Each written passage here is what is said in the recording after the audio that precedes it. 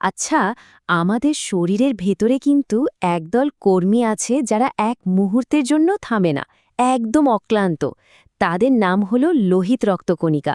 আর তাদের একটাই কাজ, আমাদের শরীরের প্রত্যেকটা কোষে অক্সিজেন পৌঁছে দেওয়া। চলুন আজকে তাদের এই দারুণ গল্পটা একটু জেনে নেওয়া যাক। কখনো কি ভেবে দেখেছেন, আমরা যে নিঃশ্বাস নিচ্ছি সেই অক্সিজেনটা ঠিক কিভাবে আমাদের ফুসফুস থেকে একেবারে পায়ের আঙুল পর্যন্ত পৌঁছে যাচ্ছে? মানে শরীরের ভেতরে এত বড় একটা ডেলিভারি নেটওয়ার্ক, এটা আসলে চালাচ্ছেটাকে? এই অসম্ভব কঠিন কাজটাই কিন্তু সামলাচ্ছে আমাদের রক্তের এক সুপার হিরো। আর সে হল লোহিত রক্তকণিকা বা রেড ব্লাড সেল। সংক্ষেপে আমরা বলি আরবিসি। বলা যায় এরাই আমাদের শরীরের অক্সিজেন ডেলিভারি সার্ভিসের একদম মূল চালক।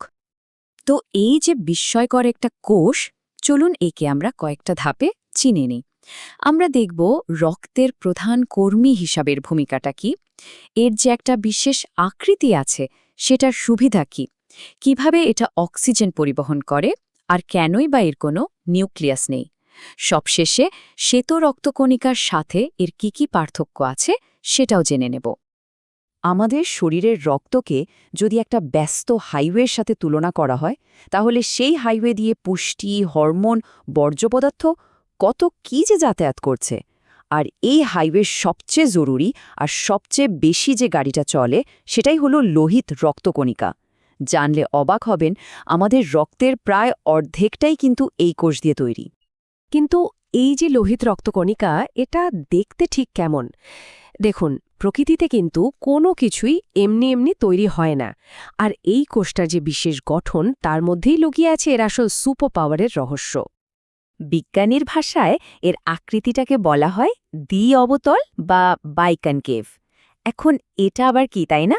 সহজ করে বললে এটা দেখতে একটা চাকতির মতো, যার দুই পাশে ভেতরের দিকে একটুখানি চাপা বা চ্যাপ্টা।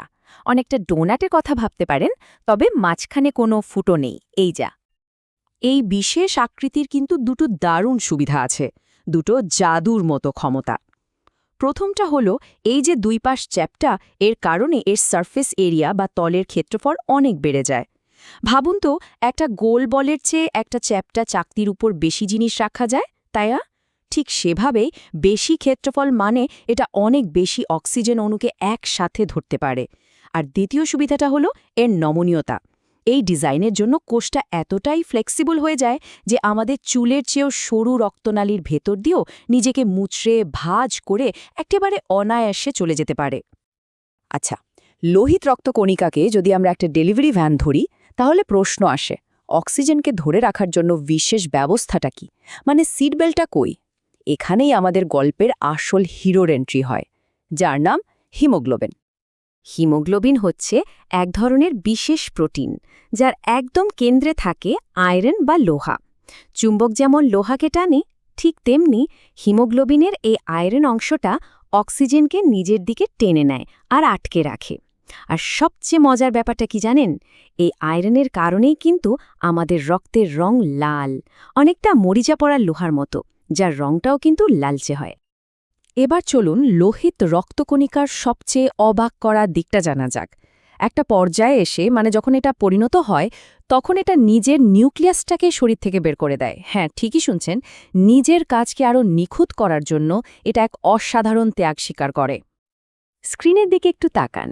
বাম দিকে আমরা দেখতে পাচ্ছি একটা সাধারণ কোষ, যার ভেতরে নিউক্লিয়াস থেকে শুরু করে অন্যান্য অঙ্গাণু সবকিছু আছে, একেবারে ঠাসা। আর ডান দিকে দেখুন একটা পরিণত লোহিত রক্তকণিকাকে। ভেতরটা কেমন ফাঁকা, প্রায় একটা খালি ঘরের মতো। শুধু নিউক্লিয়াসই না, শক্তি তৈরির যে কারখানা, সেই মাইটোকন্ড্রিয়াকেও কিন্তু সে বিদায় করে দিয়েছে। কিন্তু প্রশ্ন হল, কেন এই ত্যাগ? উত্তরটা কিন্তু খুবই সহজ, আরও বেশি জায়গা তৈরি করার জন্য। নিউক্লিয়াস আর অন্যান্য জিনিসপত্র সব ফেলে দিয়ে কোষটা নিজেকে একটা খালি ব্যাগের মতো বানিয়ে ফেলে। আর এই খালি ব্যাগে সে শুধু একটাই জিনিস দিয়ে ভর্তি করে, আর তা হলো হিমোগ্লোবিন। লক্ষ লক্ষ হিমোগ্লোবিন অণু। এর ফলে এত ছোট একটা কোষ হয়েও এটা সর্বোচ্চ পরিমাণে অক্সিজেন বহন করতে পারে। ভাবা যায় প্রকৃতির কী অসাধারণ এক কৌশল। লোহিত রক্তকণিকার কাজটা আরও ভালোভাবে বোঝার জন্য চলুন রক্তের আর একজন সদস্যের সাথে এর একটা তুলনা করা যাক। আর সে হলো আমাদের শরীরের বডিগার্ড মানে শ্বেত রক্তকণিকা। এই টেবিলটা কিন্তু পরীক্ষার প্রস্তুতির জন্য খুবই গুরুত্বপূর্ণ। পার্থক্যগুলো যদি এক নজরে দেখি, প্রথমত আকার। লোহিত কণিকার একটা নির্দিষ্ট দ্বি-অবতল আকার আছে, অন্যদিকে শ্বেতকণিকার কোনো নির্দিষ্ট আকার নেই, অনেকটা অ্যামিবার মতো।